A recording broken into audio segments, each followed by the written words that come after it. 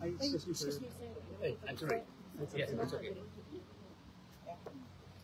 Yes, magandang hapon sa inyong lahat. Welcome to the Netherlands. Ikaw na pala mag-welcome. Mag-welcome sa inyo. Malapit ko na ma-memorize ang ano nila, bus stop at mga tram rides nila. Tram stop nila dito. Kadagharap po nawala. Madaming beses na rin ako nawala dito.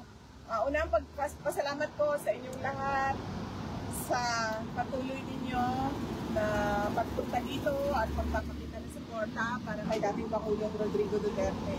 At masasalamat sa mga hindi makapunta dito sa Netherlands pero araw-araw na nag-aabang ng balita patungkol kay dating Pangulong Duterte, lalo na sa ating mga social media personalities, no, na maga, araw, gabi, 24 hours online para lang magbigay ng balita at para depensahan si dating Pangulong Rodrigo Duterte at magpakita ng suporta kay dating Pangulong Rodrigo Duterte. Yung iba sa inyo, inaatake na ng mga kaibigan, inaatake na ng mga trolls, inaatake na ng mga nasa ibang spectrum ng politika natin, pero tuloy-tuloy pa rin yung pagsuporta ninyo. Yung iba sa inyo, may mga cases na, no? May mga kaso na, na-file na ng cases, may mga harassment na, pero hindi pa rin natisinag yung paniniwala ninyo at magmamahal ninyo kay dating Pangulong Rodrigo Duterte. Maraming salamat sa inyo. No problem po. Thank you. Yes. So ang mood ni President Duterte today ay very good mood. Wow. Thank you, Lord. Nakita niya yung dalawa niyang apo. Tapos nagtanong siya ng mga detalye sa mga apo niya, kung kamusta na ang pag-aaral, mga ganong detalye. At nagtanong siya kung sino na ba daw ang mga namatay. Hindi ko lang alam kung meron siyang gustong marinig na pangalan, pero nagtanong siya mga sino ba daw dapat yan ng condolences ng pamilya. No, nabanggit ko sa kanya na merong 3 kababayan natin namatay dahil yung kanilang barko ay inatake ng mga rebels. So sabi niya, importante na makaabot sa kanila yung pakikiramay natin. At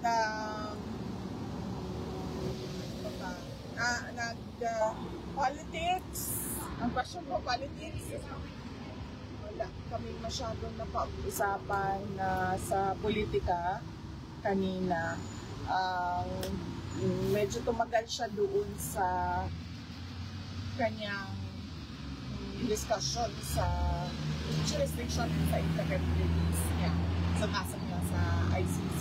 Nabanggit din na si Pastor Apollo Kibuloy at ano yung kalagayan ni Pastor Apollo Kibuloy ngayon. Nagtanong din siya kung ano yung mga detalye ng mga kaso ni Pastor Kibuloy, pero sabi ko sa kanya, hindi ko kasi nabasa yung mga documents, legal documents, pero sabi ko sa kanya na may mga cases and nasa Pasig City Jail na yun, si Pastor Kibuloy. So, yun ang mga napag-usapan. Sino po yung dalawang apo na kasama po kay Sharky? Yung dalawang anak ko, nandoon kanina. Question? VP, simulan ko po dun sa statement ninyo kahapon. Good afternoon po pala. So, binanggit regarding po ito sa issue ng confidential funds at dun sa mga aliases. Dahil binanggit po ninyo kahapon na kung may trial po, dun po kayo magbibigay ng payag. At kung wala naman, publicly naman po. So, sa Pilipinas po, meron po ibang mga congressman na nagsabi na bakit daw hindi pa po ngayon kayo magpaliwanag. And bakit daw hindi niyo pa po ito sinagot before nung sa budget hearing? Unang-una, sa budget hearing, mapapansin nyo, wala namang confidential funds doon sa budget request namin, pero lahat noon ay confidential funds ang tanong nila from the previous years, which was already decided by the House of Representatives na hindi nila ibibigay or hindi ni-request. Hindi siya ni-request. Pangalawa, kung makikita nyo at maaalala nyo na sinabi mismo ni Congressman Stella Kimbo, let's stick to our plan. So alam mo na, at kaya ako dumating doon sa budget hearing namin mag-isa, dahil sinabihan na kami noong isang kasamahan nila na ganito yung gagawin sa iyo. Puro confidential funds ang tatanungin at ang gagawin nila ay gumawa ng kaso gagamitin nila ang confidential funds para mag-invento ng kaso. So, pumunta ako doon na mag-isa during the budget hearing dahil ayokong inaapi at pinapahiya yung mga kasamahan ko sa Office of the Vice President. Noong namang hindi nila nakuha kung ano yung gusto nila during the budget hearing dahil sinabi ko na sa kanila na bahala na kayo kung anong budget ibigay nyo, wala namang problema sa amin, tutuloy pa rin yung trabaho namin, ay nagbukas sila ng investigation sa loob ng House of Representatives. 2 beses ako pumunta doon. 2 o 3? 3 ata. Dalawa. Dalawa. 2 beses. Pumunta ako doon nung pinatawag nila ako at pinag-oath nila ako kahit wala sa rules nila. So sinabi ko, bakit nyo ako pag-oath na wala naman sa rules ninyo na kailangan mag-oath ang resource persons. In fact, kung tingnan nyo yung mga ibang hearings ng House na hindi doon sa amin, makikita mo na yung mga resource persons ay hindi talaga pinag-oath. So hindi nila masagot dahil ang kagustuhan lang naman nila ay Manila, diba? So hindi nila sinagot, umupo ako doon, sabi nila wala na kaming magtatanong sa iyo kasi hindi ka naman nag-oath. Pero ready akong sumagot kung ano man yung tanong nila kahit wala akong oath. Diba? So wala silang tinanong. Nung sunod na pumunta ako doon, sinamahan ko yung mga invitees nila galing sa Office of the Vice President dahil pinoprotektahan ko lahat ng mga kasamahan ko sa Office of the Vice President. In fact, kung hindi nyo napapansin, marami dyan ang hindi pro-Duterte sa Office of the Vice President dahil karamihan dyan sa kanila ay galing pa sa panahon ni Vice President Binay at Vice President Lenny Robredo. So, dilawan at pinklawan talaga ang ibang mga tao dyan sa Office of the Vice President. Pero lahat yan, pinoprotektahan ko. So, sinamahan ko sila doon at pinoprotektahan ko sila. Pero nung sinabihan ako na you cannot speak without taking a note, so nag-oath ako. Nung nag-oath naman ako, may tanong ba sila kahit isa? Ali? Wala. Kahit isang tanong, walang tinanong sa akin. So, anong sinasabi nila na hindi ako sumasagot? Sumasagot ako.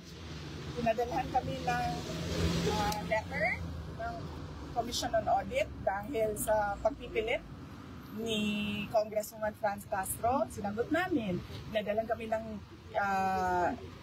letter ulit ng COA, sinagot naman namin. Maayos naman yung sagot ng Office of the Vice President. So, hindi ko alam kung saan nanggagaling ang sinasabi nilang ayaw ko sumagot. Ngayon, ayaw ko sumagot kasi nag-file sila ng impeachment. At sinabi ko, since nag-file kayo ng impeachment, ay doon natin sagutin sa impeachment. Para naman ako, kasi akong tanga, kung magsasalita ako about confidential funds ngayon, na wala namang dahilan.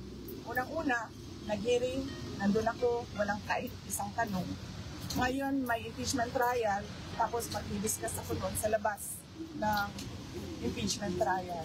Pag wala nang ibang venue, saka ako magsasalita. My explanations will be in my own time, hindi sa panahon kung kailan gusto ng mga members of the House of Representatives. Ma'am, naghain ng resolution po si Senator Alan Cayetano asking the government to move for house arrest within the Philippine embassy premises here in Holland, si Tatay Digong. Okay. Your reaction po? Hindi ako makakomment Kailangan ang mag-comment nitong house arrest na ito at resolution ni Senator Alan Peter Cayetano ay yung lawyer ni Pangulong Duterte. So siguro kung isang beses maimbitahan niyo si Attorney Nicholas Kaufman to give a comment, mas maganda na siya yung magbigay ng comment nito. Okay. VP, on a similar question, what's your reaction to the pronouncement of some congressman who's clearly against you for the revival of the Quadcom 2.0? We are not surprised. Kanina, bago ako pumunta dito, nalate pa nga ako, nagmamadali kami kasi galing ako sa isang Zoom meeting na hinahanap sa'yo ang laptop mo, nasa akin ang laptop. Pinatago ko lang sa iyo. So, kinuha ko na yung laptop ko ulit. Kanina, nasa Zoom meeting kami. Yun ang dinidiscuss namin. No? Kasama ka na Secretary Harry Roque, no? So, hindi ito tumigil. So, huwag tayo mag-expect na bago yung Congress ay tigil sila sa pangangatake nila. So, tutuloy-tuloy pa rin yung paghahapon nila sa iyo at tutuloy-tuloy yan na tambakan ka nila ng kaso. Yan din yung sinabi ko sa mga ka-meeting ko kanina. Because obviously, ang gusto nila ay burahin ang mga Duterte at mga tao na sumusuporta sa mga Duterte. In fact, kahit nga private individuals, ngayon, hindi na immune dahil nakakatanggap na sila ng mga letters galing sa BIR o kung ano man yung pwedeng kahanapan ng pagkakamali sa kanila. Yun. Water mo na, VP. Dito, it's not a surprise. Natutuloy yung currency. Water mo na, VP. Okay, VP, next question naman. Kasi dun sa mga final ng, or sa mga nasubmit na documents ng prosecution regarding dun sa case for the former president. So, ang expectation po, at least ang idea is by July 1, malalaman na po ng side ng mga ng defense kung sino po yung mga witnesses na ipapakita ng prosecution. May idea na po ba kayo kung sino yung mga witnesses dito at ano po yung reaction ninyo kung nalaman niyo na po yung mga pangalan nila at yung mga personality na ito? Wala pa akong nakita ang listahan ng mga witnesses na ICC. Malalaman kung sino yung sinabi and explain sa amin na malalaman kung sino yon sa confirmation of charges. Doon nila sasabihin kung sino yung mga witnesses. Pero sa pagkakaintindi ko, nakakatanggap na ang defense team ng mga documents galing sa prosecution. So malamang meron din mga laman ng information on who the witnesses are. Kasi yung mga witnesses. Regarding naman po sa witnesses, sa side naman po ng defense, sa side naman po ng mga Duterte, ready po ba kayo na i-fly or ililipad niyo po ba yung mga witnesses ninyo dito sa Netherlands bago po dun sa confirmation of charges hearing? Hindi ko alam kung ano ang plano ng defense team dating Pangulong Rodrigo Duterte. Hindi ko din alam kung ano yung mga allowed na mga modes ng presentation ng witnesses. Kung pwede ba online, kailangan ba in person. Hindi ko alam yung rules nila sa testimony ng witnesses. So, kung magkakapanahon kayo na makausap si Attorney Kaufman, mas maganda na siya yung makasagot kung ano yung plano nila sa pag-attend ng witnesses. I'm from European Media Network. What can you say about the current situation of health of the former president and what you may advise the Filipino people around the world on their actions in this matter? Opo, ma'am. Salamat sa tanong mo, ma'am, dahil kaninang umaga, ay sige, kaon lang mo, ma'am. Ayaw lang ka. Ay, nagkaulaw, ma'am. Ulit lang, ma'am. Kulong. Ayun lang, ma'am. Salamat sa tanong mo, dahil kaninang umaga, ma'am, meron po nagpadala sa akin ang photo na mukhang nasa hospital bed si dating Pangulong Rodrigo Duterte at meron siyang hospital tag, Yes. sa kamay niya. So, hindi po totoo. Yes. Fake news. Yes. Photo na yun. Praise the Lord. Hindi totoo yung photo na yun. Malamang edited yung photo na yun. Ibang pasyente yun.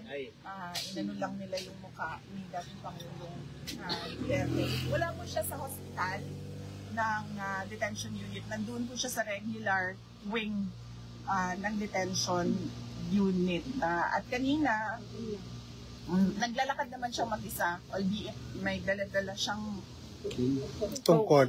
Oo. May dala-dala siyang tungkod. So clearly, kung wala siyang sakit na kumbaga kailangan niya maging evaluated. Thank you. Kasi kumalat na yung lumayan siya. Opo. Hindi na nag-back din sa sinabi ko sa nila. Bakit nandito sa strategy ko ang payat? Ang galing nilang mag-edit eh. Walang picture Wala na po, wala. release ang ICC. Ma'am, is there possibility na mag-health bulletin ng ICC on the health of PRRD? Yan ang hindi ko alam. Pwede natin itanong kasama yung kung pwede ba maglabas ng photo. Yes. Yeah. Pwede natin itanong sa lawyer kung pwede nilang i-request yun sa registry sa ICC. Pero nabanggit ko nga last time sa mga wala dito, sinabi ko na payat siya. Sobrang payat niya. Ganyan yung itsura niya na nakikita niyo sa likod. Hindi ko siya nakita na ganito kapayat except sa photo niya nung siya ay binata pa.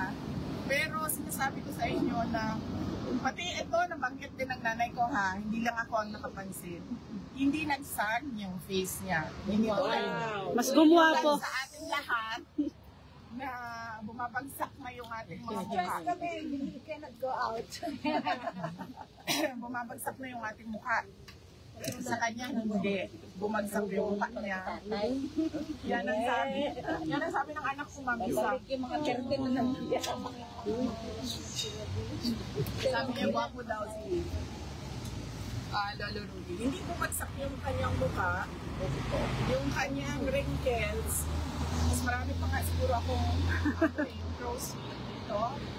Ilan lang. Yung dito lang talaga meron sa pero yung dito wala. Saka yung dito niya, for an 8 years old, hindi siya malalim na parang ano na. It's a review Ma- for the content. Mga nagtataka nga ako, ma'am sabi ko nga sa mama ko, siguro merong pampaganda dyan sa loob ng hilang. Baka naka-CeraVe din. Water quality. Marami ko pero. We have to thank also for, Oo. ma'am, yung Dutch doctors din, ma'am, they are really good. Oo. Mga Dutch doctors. Kasi binabalance nila yung sa diet nga at Oo. saka yung sa ano. Kasi si tatay is Yes. Kasi alam nila ma'am na merong Pilipino sa labas. isa din yun. Glowing, Oo. pero payat. Correct.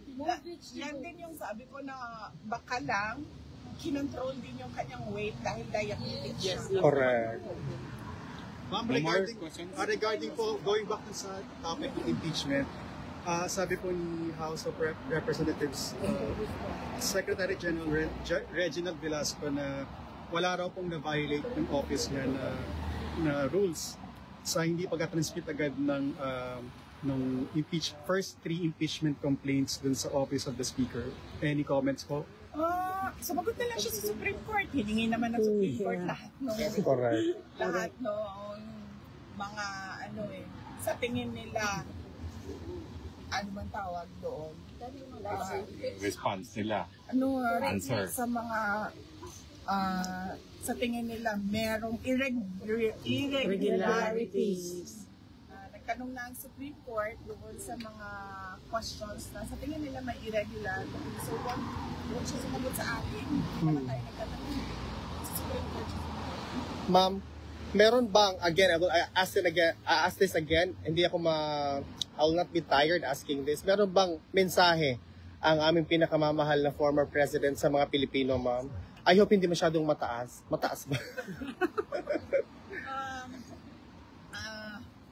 Nagsabi ako sa kanya kanina, sabi ko ano ba ang message mo dahil pagdaan ko kanina papasok na meron ng mga nag-aantay ng mga kababayan natin at sabi niya na wag na daw kayo mag-antay sa kanya dahil ayaw niya daw na naaabala kayo at lalong-lalo na ayaw niya daw na gumagastos kayo ng dahil sa kanya. Ang pera, ma'am, nakikita lang yan, pero ang pagmamahal namin hanggang sa dulo talaga. Alam ba niyo yung July 19? Nakalimutan. Bukas na lang, ma'am. Monday is another day. Tuesday. Okay. It's okay, ma'am. No problem. Bitayin ko nga siya, no? Sabi ko, Oo, ma'am. Sige, ma'am. Presidentahin mo. Okay na? yes, Ikaw, ma'am. Okay? Last question. Ay, Oh. I already asked this to your mother. I know that the former president would like us to go home, but we are all happy that we are home. I hope that we are not giving him a burden that we might give him. It doesn't affect his health. I don't think so, ma'am. Maybe he's just thinking of your comfort. We're so comfortable here, madam. We're so Uh, happy together here. How about you? Is that true, everybody? Yes po. How about you, Last VP? question dito. VP, so what do you have to say those detractors saying it's so expensive for a lawyer buy not so bad? Sure. So VP, what do you have to say to those detractors saying that having Attorney Kaufman must be very expensive, therefore the Dutertes have lots of money? Hindi ko alam kasi hindi naman ako nagbabayad. Sorry, hindi ko alam. I am not paying for Attorney Kaufman, and I do not know the professional fees arrangements between Attorney Kaufman and former President Duterte, because it is confidential and between the lawyer and client only. So I'm not paying for it. Yes, Because I had an argument. I told somebody the Filipino people are willing to pay for the release. At ayaw din Walang ganun po, ayaw yeah. ni dating Pangulong Opo. Duterte na magbayad ng Taong bayan. Ma'am, your last Ma'am, question. meron lang ha. Last question. Ma'am, your message po sa mga kababayan natin na palaging nandito, nakasuporta sa iyo, sa iyong ama, at sa buong Duterte. Yes, napapasalamat ako sa ating mga kababayan sa patuloy nila na suporta. No? Yung mga pumupunta dito sa Hague at pumupunta dito sa Duterte Park para ipakita yung kanilang suporta. Lahat kayo gumagamit ng sarili ninyong pera para magpakita ng suporta, at taos-puso yung pagpapasalamat namin. Wag lang natin kalimutan na ang ipinaglalaban nating lahat ay hindi yung tao, Yes. hindi si Pangulong Duterte, Yes. o hindi si Inday Sara Duterte. Ang Correct. pinaglalaban natin dito ay yung bayan Yes. natin. At bawat pamilyang Pilipino. Injustice Yes. at rendition Yes. na ginawa nila sa isang Pilipino na kinuha nila sa loob ng ating bansa at hinatid nila dito. At ginastusan pa Yes. nila ng gobyerno. Pati yung witness. Ginastusan ng gobyerno para ihatid ang isang Pilipino dito sa Hague. At huwag natin kalimutan ang mga issue sa bayan natin, tulad ng blanco sa Yes. budget. Napakaraming mga kababayan natin ang tahimik sa blanco na mga budget. At yung pagkuha ng pera ng PhilHealth at yung apparent na pagsisinungaling, iba yung sinasabi ngayong araw na ito, iba yung sasabihin bukas, at yung pagkapaako ng mga pangako. Unang-una na yung Bigas. bigas. 20 ang bugas. Thank Thank you. Thank you for giving us hope. Well, yes, lagi sinasabi sa akin, but ang paalala ko lang din sa lahat, hindi ito trabaho ng isang tao lang. Correct. No? Trabaho natin itong lahat. Trabaho natin ang ayusin ang ating bayan. Yes. At trabaho natin na paniguraduhin na kung ano yung nakikita natin sa Netherlands, Yes. ay makikita natin doon sa ating Thank you. pinakamamahal na Pilipinas. Thank you, VP. Keep shining like a Time for star. picture. Ma'am, sa schedule lang po. Ma'am, sa schedules niyo po. So, confirm niyo po na pupunta kayo dito ng Tuesday. Meron na po ba kayo? Yes, may confirmation ako sa detection unit na schedule sa Tuesday, July 15. Tapos ba, schedule sabi niyo po, until 23 po kayo nandito sa Apo. Hague. And then, After nun, ma'am, didiretso na kayo ng South Korea. Tama po ba? Or uwi po ba muna kayo ng Pilipinas? Tama po ba, ma'am? Oo, kasi medyo mahal kasi pag dumiretso ako ng Korea. So, ang nangyari ay uuwi ako ng Pilipinas, tapos lilipat ako ng airplane papunta Korea sa airplane. Parang magiging connecting flight yung nasa Manila. Layover, ma'am, yung Manila. Ganun. Tapos, ma'am, mga... Sasama ka? VP, sama ako, VP. Sama kami. Sama kami, ma'am. Meron ba kayong mga Ako. visa para sa Korea? Of course. Maglukat namin tomorrow, VP. Okay na. Okay na, thank you. O yung mga seaman na merong paalis na barko, nasa na yung seaman? VP, thank you so much. Merong 4 na